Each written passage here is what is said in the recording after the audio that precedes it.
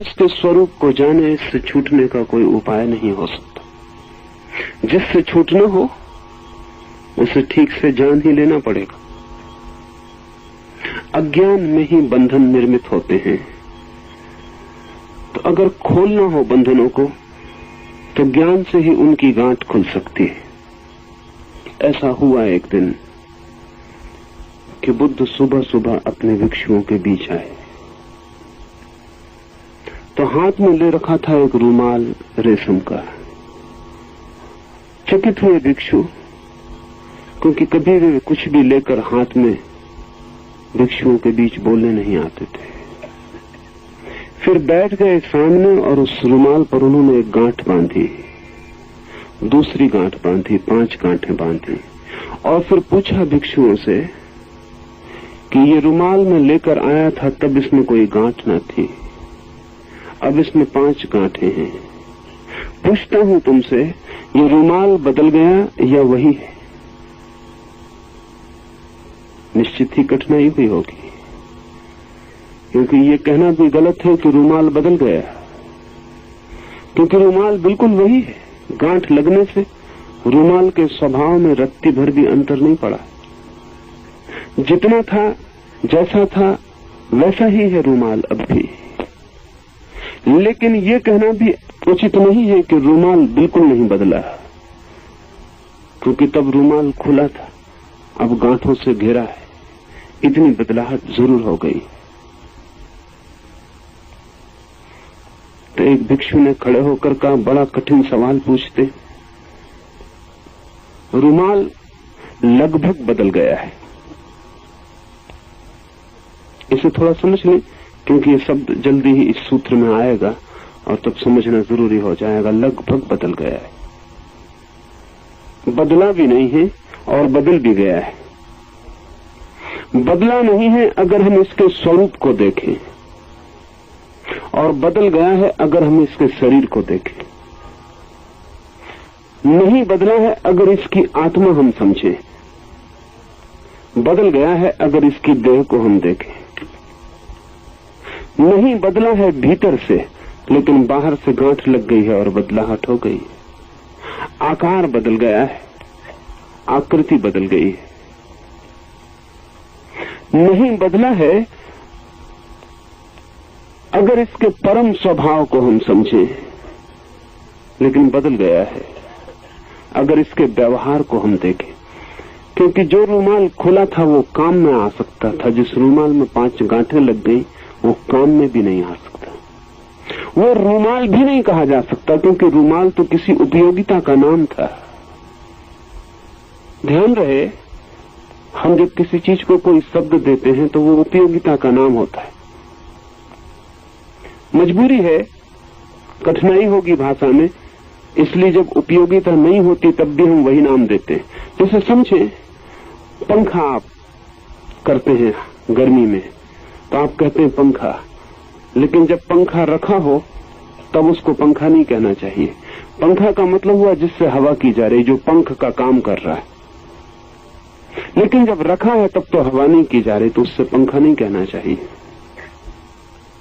पैर वो हैं जिनसे आप चलते हैं, लेकिन जब आप नहीं चलते हैं तब उन्हें पैर कहना नहीं चाहिए। फंक्शनल, उनका क्रिया का नाम होना चाहिए। लेकिन कठिन हो जाएगी भाषा, चलते पैर के लिए अलग नाम, बैठते पैर के लिए अलग नाम, तो बहुत मुश्किल होगा। इसलिए काम चलाते हैं। तो पंखे के 2 अर्थ होते हैं। पंखा वो जिससे हवा की जाती या जिससे हवा की जा सकती, दोनों अर्थों में हम प्रयोग करते हैं। जिससे हवा हो सकती, जिसमें संभावना छिपी। रूमाल का कोई उपयोग है, उसमें कुछ बांधा जा सकता है, लेकिन जो रूमाल खुद ही बंधा हो उसमें अब कुछ नहीं बांधा जा सकता। तो बुद्ध ने कहा, एक और सवाल मुझे पूछना, और वो ये कि मैं इस रूमाल को खोलना चाहता हूं तो क्या करूं? और ऐसा कह के बुद्ध ने रूमाल के दोनों छोर पकड़ के जोर से खींचना शुरू कर दिए। गांठें और छोटी हो गई और बारीक होकर कस गई। एक भिक्षु ने चिल्लाकर कहा, क्षमा करें, जो आप कर रहे हैं उससे तो रुमाल और बंध जाएगा और खोलना कठिन हो जाएगा। तो बुद्ध ने कहा एक बात जाहिर हो गई कि कुछ भी करने से रुमाल नहीं खुल जाएगा। मैं कुछ कर रहा हूं, लेकिन तुम कहते हो इस करने से रुमाल और बंधता जा रहा है, तो क्या करने से रुमाल खुलेगा? तब एक भिक्षु ने कहा पहले जानना होगा कि गठान कैसे बंधी है, क्योंकि जब तक गांठ के स्वरूप को न समझा जा सके तब तक उसे खोला नहीं जा सकता। तो पहले देखना होगा कि गांठ बंधी कैसे है। जो बंधने का ढंग है उसके विपरीत ही खुलने का ढंग होता है। और जब तक हमें पता न हो कि बंधने का ढंग क्या है तब तक न कुछ करना बेहतर है बजाय कुछ करने के, क्योंकि करने से जाल और उलझ सकता है, गांठ और मुश्किल हो सकती है, सुलझाना और कठिन हो सकता है। हमारी चेतना पर भी गांठें हैं और स्थिति यही है कि हम बिल्कुल बदले नहीं और बदल गए हैं। हमारा स्वभाव ठीक वैसा ही है जैसा परम ब्रह्म का, लेकिन हम तो कुछ गांठें हैं और वे गांठें जब तक न खुल जाएं तब तक हम उस परम स्वभाव का अनुभव नहीं कर सकते जो ग्रंथि रहित है। महावीर के लिए एक नाम दिया है जैनों ने, बड़ा प्रीतिकर है, वो नाम है निर्ग्रंथ। बुद्ध तो जब भी महावीर के लिए कुछ कहते हैं तो हमेशा निगंथ नाथ पुत्र, नाथ परिवार में पैदा हुआ वो लड़का जो निर्ग्रंथ हो गया, नाथ जाति में पैदा हुआ पुत्र जो निर्ग्रंथ हो गया, जिसकी गांठें कट गई, जिसकी गांठें खुल गई। ये निर्ग्रंथ शब्द बड़ा कीमती है। ब्रह्म है निर्ग्रंथ, ग्रंथियों से रहित, और हम हैं सग्रंथ, ग्रंथियों से सहित। इतना ही अंतर है। पर गांठ कैसे लगी है और क्या है, इसके स्वरूप को समझ लेना जरूरी है। इसके स्वरूप के संबंध में ही ये सूत्र को हम समझे। इसमें कुछ बड़ी कीमती बातें हैं। अपनी आत्मा में ही सब वस्तुओं का आभास केवल आरोपित है। उसको दूर करने से स्वयं ही पूर्ण अद्वैत और क्रिया शून्य पर ब्रह्म बन जाता है। गांठ जब रुमाल पे लगती है तो बाहर से कहीं से आती नहीं। कभी आपने गांठ अकेली देखी बिना रुमाल के? कभी आपने गांठ अकेली देखी है बिना रस्सी के? शुद्ध गांठ आपने कभी देखी? जब भी होगी किसी चीज पर होगी, अकेली गांठ कहीं भी नहीं हो सकती। इससे एक बात जाहिर होती कि गांठ बाहर से नहीं आ सकती, हो नहीं सकती अकेली, तो बाहर से आएगी कैसे? गांठ बाहर से नहीं आती। और रुमाल में भी जब बंधा नहीं था तो गांठ नहीं थी, इसलिए बड़ा मजेदार सवाल है। गांठ बाहर से आ नहीं सकती क्योंकि किसी ने कभी कोई शुद्ध गांठ नहीं देखी, होती भी नहीं। किसी चीज पर होती है, अकेली कभी नहीं होती। और रुमाल अभी खाली था, उस पर कोई गांठ नहीं थी, तो गांठ आई कहां से? क्या रुमाल के भीतर से आई है? रुमाल में कोई गांठ न थी अभी क्षण भर पहले, तो उसके भीतर से कैसे आ सकती? बाहर से आई नहीं, क्योंकि बाहर कभी गांठ पाई नहीं जाती। न बाहर से आई है न भीतर से आई है। इसका अर्थ यह है कि रुमाल के स्वभाव में नहीं थी, रुमाल ने अर्जित की है। संसार जो है हमारा अर्जन है, अचीवमेंट है। हमने बड़ी चेष्टा करके निर्मित किया है, हमने बड़े उपाय किए तब निर्मित किया है। गांठ होती नहीं कहीं अस्तित्व में, रुमाल ने बड़ी चेष्टा करके अपने ऊपर आरोपित की है। इस चेतना में जो कुछ भी दिखाई पड़ता है वो आरोपण है। आपको जो भी भीतर अनुभव में आता है वो सब आरोपण है। जैसा हम पीछे बात कर रहे थे कि दर्पण के सामने चीजें आती हैं, दर्पण में दिखाई पड़ती हैं, अगर दर्पण एक भूल करने लगे जो हमने की है, तो दर्पण भी इसी मुसीबत में पड़ जाएगा जिसमें हम पड़ गए। लेकिन दर्पण वो भूल नहीं करता। हालांकि दर्पण जैसी चीजें हैं जो ऐसी भूल करती हैं, जैसे फोटो प्लेट या फोटो की फिल्म। कैमरे के भीतर जो फिल्म छिपी है उसमें और दर्पण में थोड़ा सा फर्क है, बाकी एक जैसे हैं दोनों। दर्पण में भी प्रतिबिंब बनता है, कैमरे की फिल्म में भी प्रतिबिंब बनता है, लेकिन दर्पण प्रतिबिंब को पकड़ता नहीं और फिल्म प्रतिबिंब को पकड़ लेती। इसलिए फिल्म पर जो भी प्रतिबिंब बना वो पकड़ जाता है और उसके पकड़ने के साथ ही फिल्म बेकार हो जाती। अब दूसरा प्रतिबिंब नहीं पकड़ा जा सकता, जगह भर गई। आईना कभी भरता नहीं। कितने ही प्रतिबिंब बनते हैं, आईना खाली बना रहता है। प्रतिबिंब आते हैं चले जाते हैं, दर्पण छोड़ता चला जाता है। दर्पण का त्याग सतत है, वो छोड़ता चला जाता है। भोग पकड़ता नहीं। आपका चेहरा दिखाई पड़ता है, दर्पण छोड़ देता है। आप हटे कि भूल गया, जैसे आप कभी सामने आए ही न हो। मनुष्य की जो चेतना है वो दर्पण की भांति है और मनुष्य का जो मन है वो फिल्म की भांति है। मनुष्य की जो आंतरिक चेतना है वो दर्पण की भांति, उस पर कुछ भी बनता नहीं। लेकिन मनुष्य के पास एक यंत्र और है, मन का। मन बिल्कुल फोटो प्लेट की तरह है, उस पर जो भी बन जाता वो पकड़ जाता। सच तो ये है कि मन पर अगर न पकड़े तो मन की उपयोगिता ही नष्ट हो जाए। इसलिए हम कहते हैं अच्छी स्मृति कीमती चीज। शिक्षा, समाज सब अच्छी स्मृति पर टिका है। वो अच्छी स्मृति किसकी है? वो मन की है जो पकड़ता है। मन बिल्कुल ही एक यंत्र है, फोटो प्लेट की तरह है। वो फिल्म की तरह पकड़ता जाता है, जो भी उसके सामने आता पकड़ लेता है। जो काम का नहीं है वो भी पकड़ लेता है, जो बेकाम का है वो भी पकड़ लेता है, जो व्यर्थ कचरा है वो भी पकड़ लेता है, जिसकी कोई जरूरत नहीं वो भी पकड़ लेता है। फिल्म चुनाव नहीं कर सकती। आपने कैमरा एक्सपोर्ट किया तो वो चुनाव नहीं कर सकती कि क्या लें और क्या छोड़ दें। जो भी सामने पकड़ता है वो पकड़ जाता है, जो भी सामने आ जाता है वो पकड़ जाता है। तो मन आपका पकड़ता चला जाता है। आपको पता नहीं कि दिन भर में आप मन का कितना जाल इकट्ठा कर लेते। और अब तो मनस्विद कहते हैं कि जो आप जानते हैं उतना ही मन नहीं पकड़ता, जो आप नहीं जानते वो भी पकड़ता है। जैसे अभी यहां बैठे हैं, मैं बोल रहा हूं, आप मुझे सुन रहे हैं, आपको ख्याल में भी नहीं कि एक पक्षी आवाज करके उड़ गया। आपने याद भी नहीं कि सड़क पर एक हॉर्न बजा, आपको याद भी नहीं, लेकिन वो भी मन पकड़ रहा।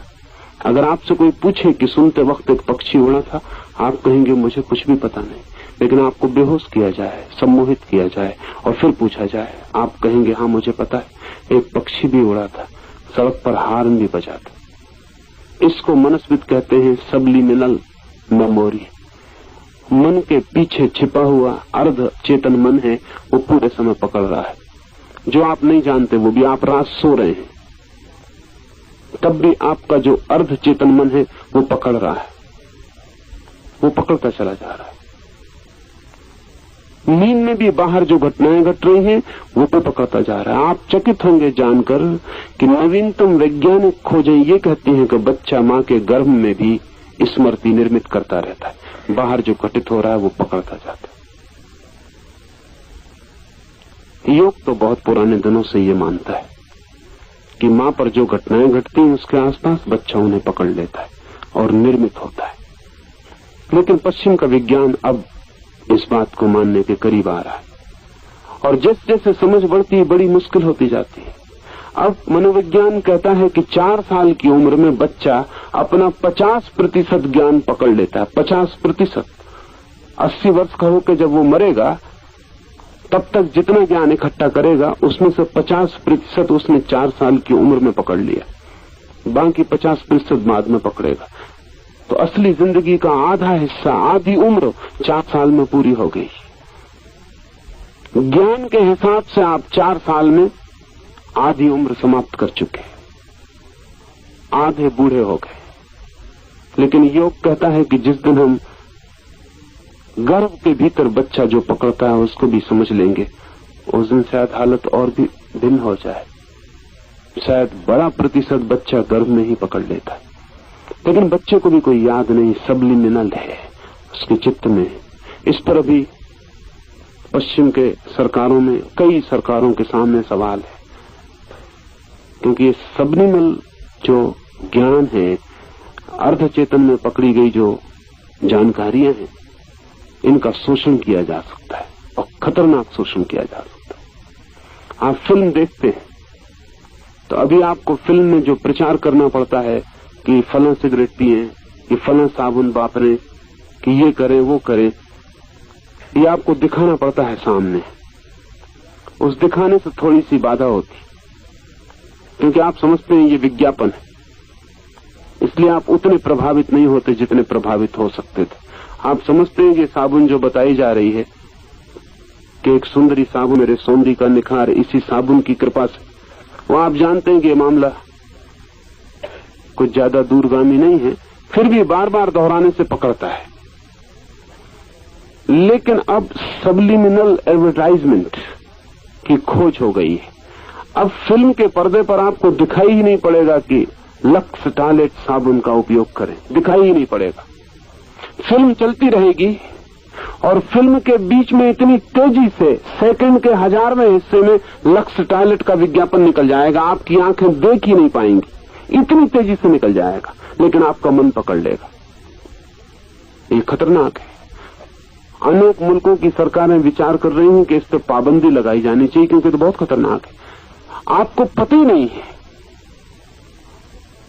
आप पढ़ भी नहीं पाए, आपको समझ में भी नहीं आया कि बीच में कोई बात घट गई। आप तो फिल्म देख रहे थे, 2 फिल्मों के बीच में, 2 चित्रों के बीच में बहुत झटके से एक विज्ञापन निकल गया। बहुत जांच पड़ताल से पता चला है कि 1000 में 1 आदमी को अंदाजा लगेगा कि कुछ गड़बड़ हुई। 1000 में कुछ बीच में हुआ, लेकिन वो भी पक्का नहीं पकड़ पाएगा। 999 को तो पता ही नहीं चलेगा, वो अपनी कुर्सी पे बैठे रहेंगे, लेकिन वो अर्धचेतन मन पकड़ लेगा। ये खतरनाक है। इसका मतलब है कि एक आदमी इलेक्शन में खड़ा हो और मुझे ही वोट दीजिए, ये बीच में चलता रहे और आप उसको वोट दे आएंगे और आपको कभी ख्याल में भी नहीं आएगा कि आप वोट क्यों दे आए। ये खतरनाक है। इसका तो कोई भी दुरुपयोग हो सकता है। तानाशाही सरकारें इसका बड़ा उपयोग कर सकते हैं, क्योंकि आप बिल्कुल ही शिकार हो सकते। लेकिन मन पूरे वक्त पकड़ ही रहा है, सब पकड़ रहा है। लाखों सूचनाएं प्रतिक्षण पकड़ी जा रही, वो सब इकट्ठी हो रही। मन फोटोग्राफिक प्लेट की तरह है या टेप रिकॉर्ड के टेप की तरह है, वो सब चीजें इकट्ठी करता जा रहा है। और एक आदमी के मन में कोई 7 करोड़ सेल है और एक सेल करोड़ों सूचनाएं इकट्ठी कर सकता है। इस पृथ्वी पर जितने पुस्तकालय हैं, अगर जिंदगी लंबी मिले तो एक आदमी सबको कंठस्थ कर सकता है। जिंदगी लंबी का सवाल, मन की दिक्कत नहीं। मन के पास फिल्म काफी लंबी, लेकिन जिंदगी छोटी पड़ जाती। अगर एक आदमी को 1,00,000-2 लाख साल की उम्र मिले तो यही एक छोटी सी खोपड़ी के भीतर दुनिया के सारे पुस्तकालय समाहित किए जा सकते। तो मन तो इकट्ठा करता है, संग्राहक है। मन से बड़ा परिग्रह करने वाला कोई भी नहीं। सब तिजोरियां छोटी हैं और सब धनी दरिद्र हैं। मन जितना संग्रह कर सकता है उसका कोई मुकाबला नहीं। इस मन के पीछे छिपी चेतना है। वो चेतना दर्पण की तरह निर्मल, वो कुछ भी नहीं पकड़ती। जो भी सामने आता है देख लेती है, हट जाता है, समाप्त हो जाता है। दर्पण फिर निर्मल का निर्मल, चाहे उसमें चांद झलके और चाहे एक कांटा दिखाई पड़े, चाहे एक फूल, चाहे सुंदर चेहरा, चाहे एक कुरूप घटना, जो भी सामने आता है, वो जब आता है सामने उतने क्षण ही चेतना के सामने होता है, हटते ही खो जाता है। मन यंत्र है, आप नहीं है मन, आप चैतन्य है। लेकिन हम सब ने अपने को मन मान रखा है। उस दर्पण का हमें कोई भी पता नहीं जो सदा निर्मल और निर्दोष है। ये सूत्र कहता है, अपनी आत्मा में ही सब वस्तुओं का आभास केवल आरोपित है। उसको दूर करने से ही स्वयं ही पूर्ण अद्वैत और क्रिया शून्य ब्रह्म व्यक्ति बन जाता है। कुछ करना नहीं है, कुछ करना नहीं है। आप ब्रह्म हैं, ये वेदांत की घोषणा है। आपको ब्रह्म बनना नहीं, आप ब्रह्म हैं ही। सत्य को पाने कहीं जाना नहीं, वो आपके पास सदा से उपलब्ध है। फिर गड़बड़ क्या हो गई? वो जो भीतर चैतन्य है और उसके बाहर जो मन है, उस मन में जो कुछ भी इकट्ठा हो जाता है, वो इकट्ठा हुआ भी चैतन्य में झलकता रहता है। इसे हम ऐसा समझ लें कि चांद निकलता है और झील पे झलकता है, फिर चांद डूब जाता है और झील से भी डूब जाता है, क्योंकि झील में केवल तब तक दिखाई पड़ता है जब तक हो, जब नहीं होता तो खो जाता। हम एक नकली चांद आकाश में लटका दें, वो वहां से हटे ना, तो झील में सदा उसका प्रतिबिंब बनता रहेगा, कभी मिटेगा नहीं, क्योंकि ऊपर से जब तक चांद न हटे झील से प्रतिबिंब नहीं मिटेगा। इसे थोड़ा समझ लें, बारीक है और पूरे मनुष्य के भीतरी यंत्र की समझ जरूरी। अगर ऐसा अनंत काल तक होता रहे तो झील को भी ये शक हो सकता है कि मुझ में जो प्रतिबिंब बन रहा है वो चांद का नहीं, मेरा है, क्योंकि कभी मिटता नहीं। सुबह सूरज निकलता है, रात चांद निकलता है, रोज मिट जाता है, झील खाली हो जाती, बीच में खाली जगह मिल जाती। झील को स्मरण आ जाता है कि चांद आया और गया, सूरज आया और गया, मैं सिर्फ दर्पण हूं, झील हूं। आपके भीतर जो चैतन्य है उसके ऊपर मन, और मन के बाहर जगत। जगत में सब चीजें बदल रही, प्रतिपल बदल रही। मन में कोई चीज बदलती नहीं, मन फोटोग्राफिक है, स्टैटिक। तो जो भी जगत से मन में चित्र बन जाता है, वो मन में चित्र अटका रह जाता है सदा के लिए। वो अटका हुआ चित्र भीतर चेतना में भी अटकता हुआ मालूम पड़ता है, सदा बना रहता है। इससे भ्रांति होती है कि चेतना और मन एक ही है, दोनों के साथ तादाद मालूम पड़ता है, क्योंकि फासला नहीं दिखाई पड़ता। जो मन में दिखाई पड़ता है वही चेतना में दिखाई पड़ता है, दोनों के बीच कहीं कोई सीमा नहीं मालूम पड़ती। इसलिए ये भ्रांति होती है कि जगत आत्मा में आरोपित मालूम पड़ता है, लगता है कि आत्मा में प्रवेश कर गया। आत्मा में कोई चीज प्रवेश नहीं करती, मन में सब चीजें प्रवेश करती हैं।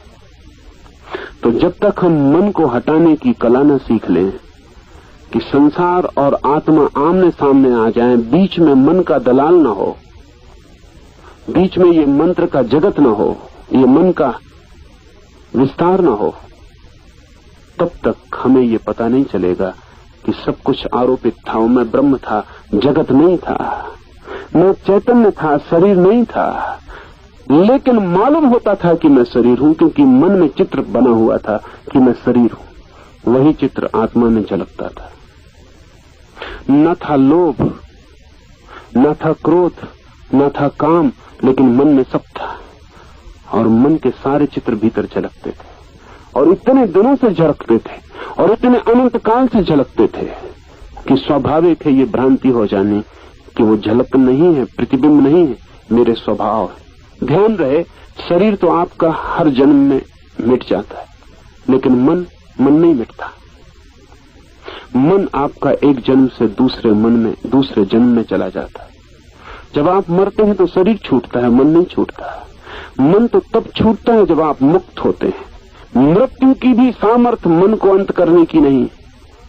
मृत्यु भी केवल शरीर को मिटा पाती है, मन को नहीं मिटा पाती। मन तो मृत्यु के भी पार चला जाता है। सिर्फ मुक्त, सिर्फ समाधि की सामर्थ्य है मन को भी मिटा देने की। इसलिए जो जानते हैं उन्होंने समाधि को महामृत्यु कहा है, क्योंकि मृत्यु में तो मरता है केवल शरीर, समाधि में मर जाते हैं दोनों, शरीर और मन, और शेष रह जाता है केवल वही जो मर ही नहीं सकता, जो अमृत है, जिसकी कोई मृत्यु नहीं हो सकती। तो मन तो अनंत अनंत काल तक निर्मित होता हुआ, इकट्ठा होता हुआ बढ़ता चला जाता है, और हर बार हमेशा शरीर हो तो, शरीर छूट जाए तो मन आत्मा के साथ जुड़ा रहता है। वो मन की